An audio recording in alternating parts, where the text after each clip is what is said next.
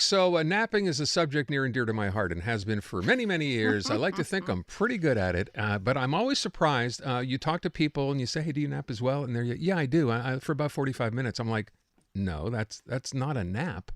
Then you're entering like a deep sleep cycle." So, I used to think, and I think I thought this because I'd read stuff on this in the past, suggesting that 15 to 20 minutes, that's what a nap is, and that allows you to wake up fairly refreshed and carry on with your day. Then I'm reading this article, and our guest is going to speak on this in a sec, in the New York Times, suggesting there is much more research on this now. And in fact, you can actually get some pretty good tips in here, including the idea that 20 minutes is the ideal nap time. Alice Callahan is on the line. This is her story. She's a health reporter at the New York Times. Alice, thanks so much for being here. Hi, thanks so much for having me. So let me get going here with what I'm talking about. We're reading in this article, and you're discussing this with someone who studies this, suggesting that yes, hmm 20 minutes is the ideal nap time. Yeah, I mean, I think it kind of depends on what you're looking for, but a 20-minute nap is a really beautiful way to take a little bit of a pause during your day. You can kind of capture those first couple stages of a sleep cycle, which are pretty light sleep. It can still feel restorative, but you can wake up much more easily from that kind of sleep than the deeper sleep that you get into later into the sleep cycle. And with 20 minutes, it's much less likely to interfere with your ability to go to sleep at night, which I think is also really important. So yeah, Hmm. a 20-minute nap can be really effective. So it's interesting because we were talking about how much science is now playing a bigger and bigger part of this and telling us what we know. And I love this phrase from your story, which is a nap is like a performance enhancing drug without the drug part, which I think is Right. amazing when you consider the science behind it. Hmm. Right. Yeah, that came from a sleep expert that I spoke to for the story. And yeah, I have to say I went into this, into researching this story as a bit of a nap skeptic. I've always felt like I didn't really have time for a nap, or I felt guilty about, losing productivity in the middle of the day. And I also worried that if I laid down for a nap, I wouldn't actually fall asleep. I'd be wasting my time, or I'd Yeah. wake up feeling groggy and with less energy, right? But yeah, it turns out there's a ton of research that shows that naps can be really good for you, especially, these short naps can have a lot of benefits. They can help you think more clearly, improve your mood. You'll feel less sleepy, obviously, later in the day, and maybe be able to return to sort of the tasks of your day with more focus and energy. The experts that I spoke to for this story really challenged me to give it a try. Alice, I have nap envy. With my guy can just like fall asleep anywhere, anytime, and even if it's just like 5 minutes in a parking lot, like while he's Yeah, waiting for me to grab a quart of milk or whatever, like no yeah, problem, anytime, anyhow. I am not like that. My mind, I'm someone whose right. mind races, and I'm not a good sleeper at the best of times. Does it matter if you actually sleep when you're napping, or can you just kind of try to calm yourself? Does that have a good effect as well?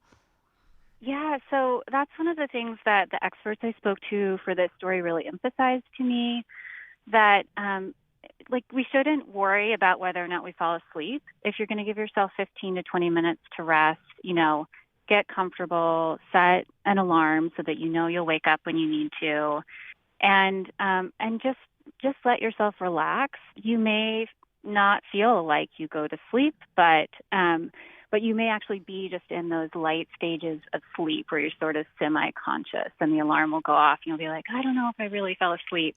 But the research shows that even that super light sleep can be really restorative. So sort of set aside whatever expectations you may have going Mm-hmm. into the nap and just let yourself rest and see what happens. That was the advice that the researchers I offered. think the other tip in here, especially for novice nappers, set an hmm alarm because if you're trusting yourself to hmm wake up, I think that probably keeps you anxious enough that you think you'll miss that 20 So minutes. So true. set an alarm, number Yeah. one.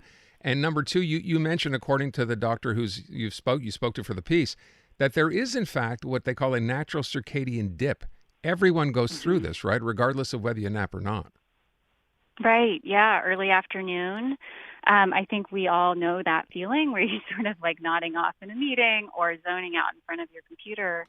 Yeah, that's your body. That's sort of it's your usual energy levels that sort of keep you alert during the day. they kind of slow down at that point in the day. And, there's a reason why in many cultures that's a natural time for people to take a little break. So it may be worth trying to think about giving yourself a really intentional break during that time, so that you can come back with more energy for the rest of the day. Yeah. I also found it pretty interesting that there's like a right way and a wrong way to wake up. So the alarm thing for me is definitely crucial because my mind can relax a little bit if I've got that to rely upon. But then what's the right and wrong way to wake up from a nap? Yeah, I mean, I think, especially if you worry about feeling groggy when you wake up, just giving yourself a few minutes. The researchers I spoke with just said give yourself a little grace. It does take a couple minutes to shift gears, and go back to a wakeful state. Trying to get some bright light in your eyes right away, just like going by a bright window, or if you can step outside for a few minutes, can really help kind of signal to your brain like it's time to be alert again. Another recommendation is like splashing some cold water on your face and your neck, doing a couple jumping jacks, something to get your body moving. And then hopefully you can be ready to go again. And I should add too that, there is some research on sort of differences. There are some people that just find that napping is difficult for them or doesn't seem helpful for them. And one of the reasons may be that you just always feel like you wake up groggy and it's hard to get going again.